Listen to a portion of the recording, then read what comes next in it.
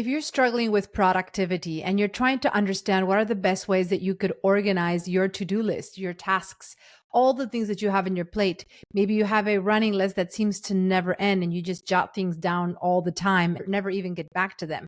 In this episode, I'm going to share with you a strategy that will simplify your productivity and show you how to consolidate your to-dos into a system that will allow you to always understand what is the priority and how to go about organizing all the different things that you may have on your to-do list. Let's dive in.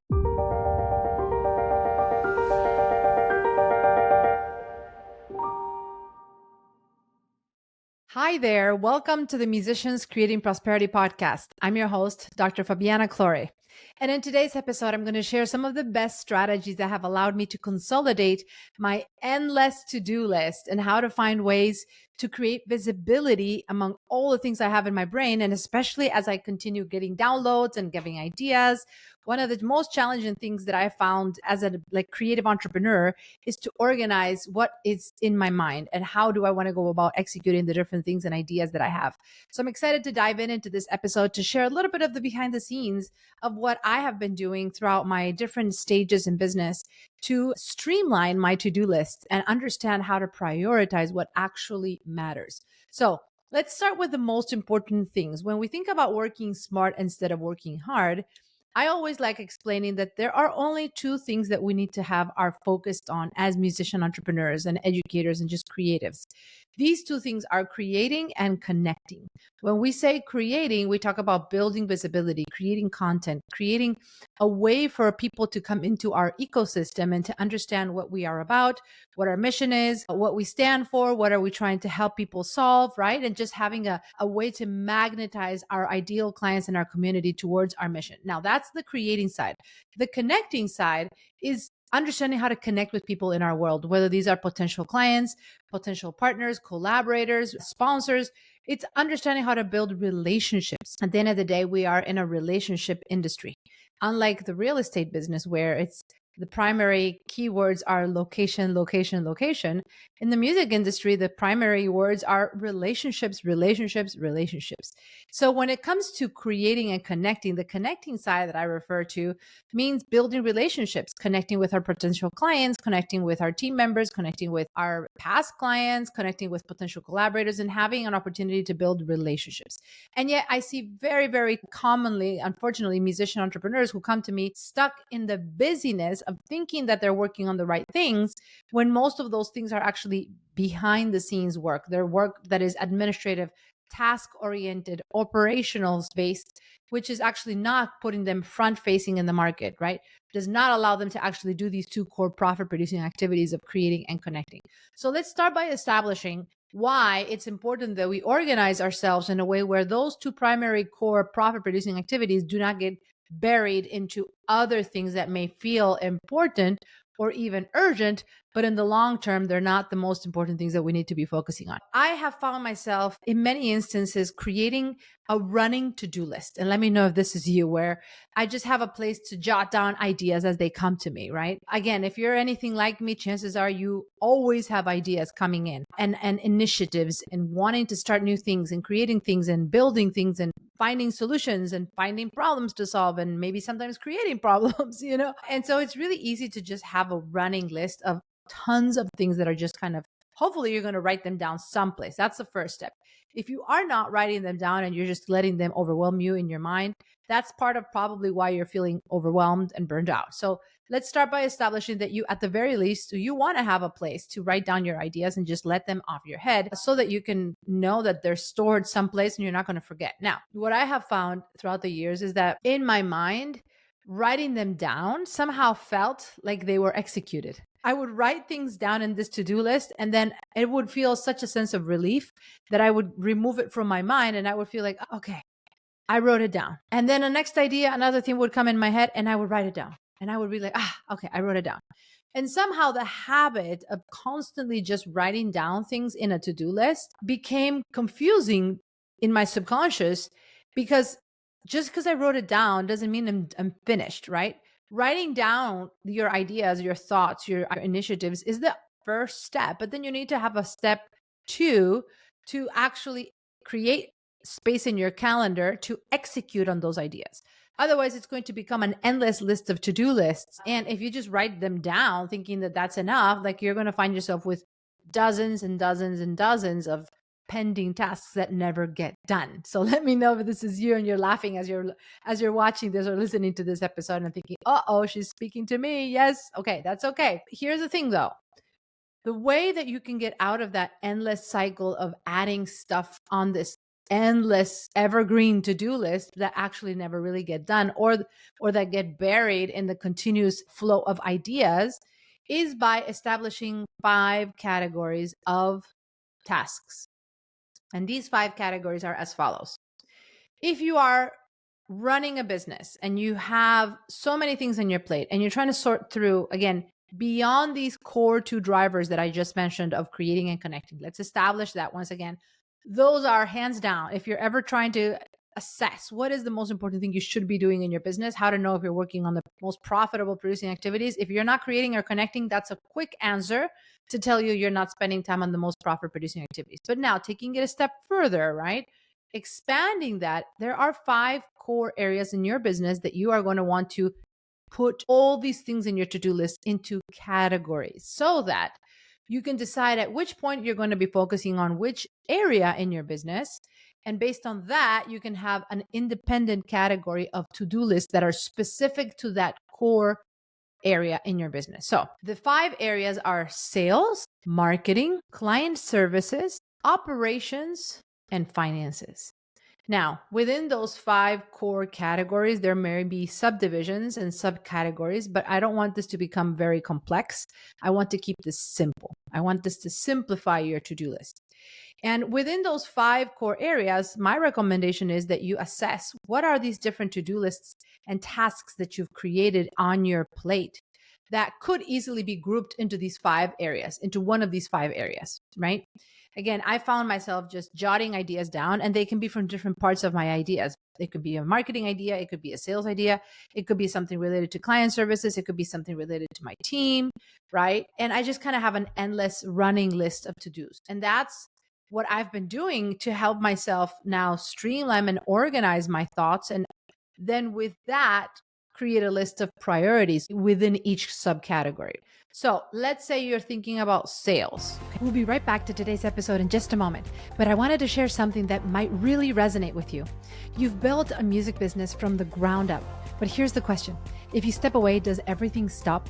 If you're feeling trapped in a business that can't scale without sacrificing your quality of life, you're not alone.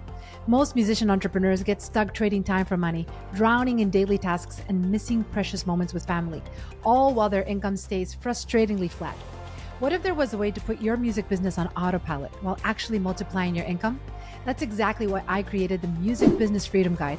It contains 5 proven strategies that helped me transition from burnout to building 2 successful businesses with real lifestyle freedom. Inside, you'll discover how to manage your energy for maximum creativity and profit, build simple systems that run without your constant oversight, use my CEO time blocking method to eliminate overwhelm and focus only on activities that actually generate revenue. This isn't just another grow your business guide. It's about creating freedom through smart structure and systems. If you're ready to build a music business that serves your life instead of consuming it, download your free copy now, because your music and your life deserve so much more than just surviving. All right, let's get back to today's episode. The sales part in your business is probably the last part you are going to fully offload, right? Simply because before you start really delegating any area of your business, it's going to be a lot more strategic to delegate the back end side of your business, anything that has to do with administration, operations, etc. So in the sales component, chances are until the very end of your delegation cycle, you're going to be very responsible for sales, meaning it's going to stop with you. Like you're going to be the one primarily responsible for bringing sales across the finish line until you delegate that or build the systems to replace yourself in the sales role with having someone that can sell for you. But no matter what, even if you eventually replace yourself in the sales role, you still need to build the role. You need to create the systems. Everything needs to come from you in your vision, right? So when it comes to sales, you're going to want to think, okay, this idea that popped in my head, this initiative that I'm thinking around sales, let me put it under this subcategory. And so whether it's creating better tracking systems, building a new resource that may want to improve the amount of calls you get to have, or creating a system that can sell directly through like an evergreen webinar, etc. Whatever initiative you're thinking about that would help drive sales, whether it's reaching out to prospects, following up with them, building a pipeline of potential clients, any initiative that may be in your mind around sales or even questions about sales, my recommendation is create that category in your head and put it in a list where you have like a like this clearly organized. I personally love using an app called ClickUp. There's many. You can use ClickUp, you can use Asana, you can use Notion. There's so many softwares that you can choose to categorize your to-do list and to build ways where you can track what priorities each task has, when is the calendar date, who is assigned to that task, and you can create all sorts of sophistications. But the bottom line is you should have a bucket that says sales. Same thing with marketing. Marketing is going to come down to all of the things that you're doing to attract, nurture, and convert clients, right? And again, sometimes we can confuse initiatives that have to do with sales and initiatives that have to do with marketing. Marketing and sales are going to be very different areas in your business. They're very related and they depend on each other heavily. However, you want to be able to organize what are ideas that are coming into you that are related to marketing. And again, you may have someone that is helping you with marketing, but you still want to be able to organize for you as the leader. What are those initiatives, ideas, questions, problems that you want to solve that you see in the marketing side of your business? Whether it's creating new ways of attracting people into your world, new mechanisms, new events, new resources, new lead magnets, better understanding what's working and what's not in your marketing systems. You want to have a category where you can understand that these things that are on your plate should be in the bucket of marketing. And why am I giving you these 5 core areas? Because I believe when you know, especially if you're running an organization that is primarily you and maybe a small team, or maybe it's just you need to know what seat you're in when you're thinking and working on your business. Other than the 2 most important core activities that I described at the beginning of this episode, if you are taking a role in looking at any of these 5 divisions, you need to know this part of the business. And eventually, when you have people working in this division, whether you have them now or you build the role for someone to come in later, you need to know what's involved in that side of your business. What are the tasks that you're managing?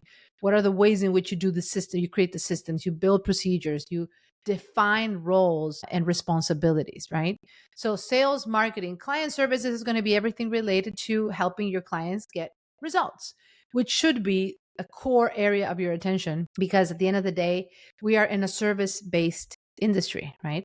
And we want to always find ways to compress time for our clients. We want to find ways to shorten their learning curve to get them results as fast as possible so that they continue getting what they need, they continue experiencing positive results, and then our businesses can grow from a place of value and integrity and really exceeding our clients' expectations. So you always want to make sure that you're constantly brainstorming and thinking and finding problems to solve that relate to serving your clients at the highest level, surprise and delight, exceed their expectations, and always be thinking ahead of what you feel they need and anticipating the next problem they're going to solve, especially if you want to create a business model that eventually has different offers for your clients, right? Even though I always recommend when you build an online business, initially you want to start with one core offer until you stabilize the business, you create a brand name for yourself, you become a category of one in your field, and you understand really well what is the thing you specialize in. Eventually, you're going to want to create additional solutions for your clients so that they don't go looking for those solutions elsewhere. And so, yes, looking at an ascension ladder, right? What is the initial problem that you can help them solve, and what problem will they develop after they solve that problem? What's that next level of complexity that they're going to need to handle? Can you solve that for them? Can you create a solution for them?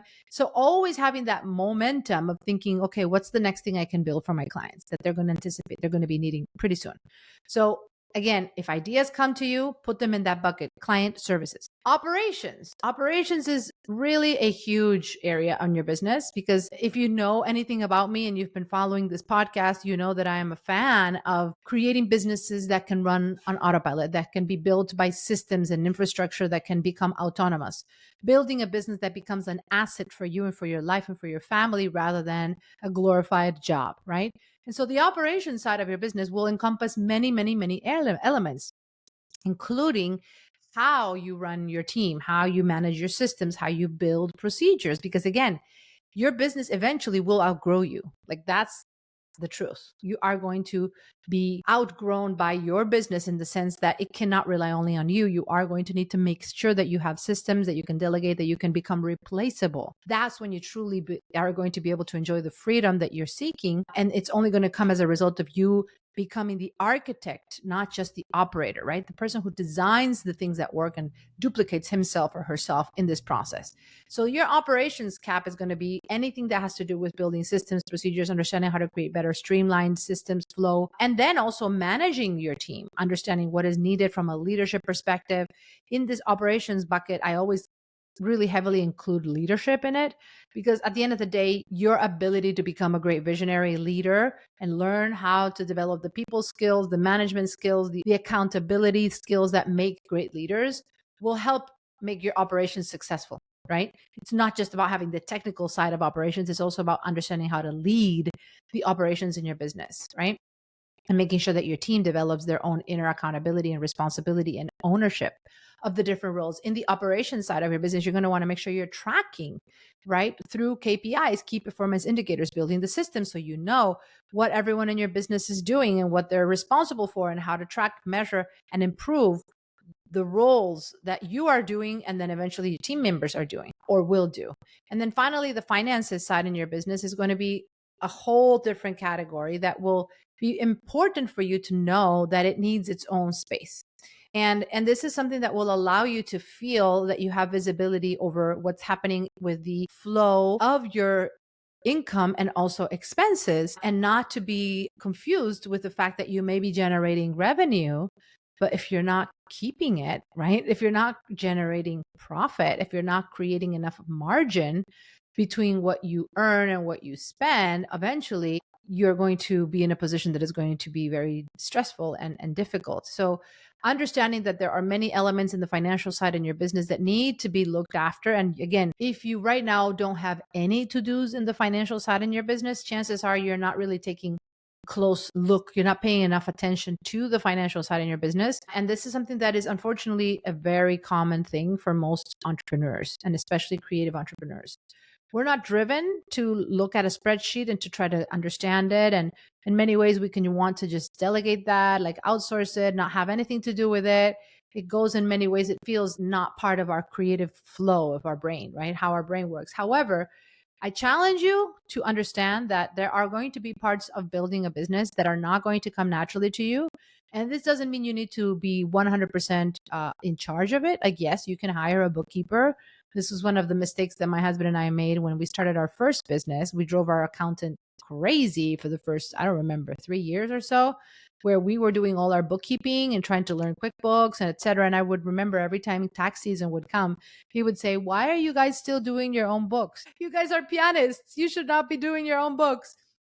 But we were really diligent and willing to learn. And my husband especially was like, "I can figure this out." And we didn't understand that the price of not delegating was costing us and costing our business hundreds of dollars every hour that we were trying to learn QuickBooks, when it wasn't really in our best use of time. Eventually we found out, of course, we figured it out and we let go of that and we hired a bookkeeper, and it was the best decision we could have ever made. So I'm saying this because, again, I know when we think about finances, you may have a bit of a cringe when you think about it, and it's okay. But if you are not on top of that and trying to understand what's coming in, what's coming out, what's left, how are you projecting next month, what's going on, what is the trend, what's happening with your businesses, where are the areas that need to be optimized, without that visibility, you cannot make improvements and you're just kind of flying blind. So this is why you should have to-dos that have to do with finances. And if you don't, then that's an important area for you to be looking at. There may be some of the other areas that you are just not even thinking about right now in your business, but this is why I made this episode, because this is how I think. This is how I help my clients think. And this is what I would love for you as a listener of my podcast to make sure that you are paying attention to, so that when you have a huge amount of things that you look in your to-do list, you don't allow the quantity to blind you into an illusion of productivity. You don't want simply to think that because you have lots of things to do that you're being productive and you're busy and things are going well. That is a dangerous misconception. It is not enough to look busy and to have lots of things to do. What matters most is that you know what is the priority, how to go about scheduling it in your day, and when should you be pushing things to the side and restructuring your time and attention, and when should you dive deep and follow through on what you're doing. So understanding and looking at everything and then deciding which of these things is going to get you closer to creating and connecting. If you see a long list of tasks and none of those relate to getting you as close as possible to creating and connecting, that means that activity should be either delegated, should be automated. You can use AI, you can use technology, you can create the systems for it, or eliminate it. It should be eliminated altogether. And so this is my call to action to you. Hopefully it will help you sort through if you find yourself also in a stage of overwhelm with so many seemingly important things to do and not really knowing where to go and how to organize them. My hope is that through this episode, you can at least start understanding what are the primary activities and categories that you should be organizing your activities within the day-to-day in your business. And you don't need to work on all of these every day. You can decide there can be a theme day where you focus on one area of your business. And from there, kind of go and organize yourself. Other things you may do in many days in the week.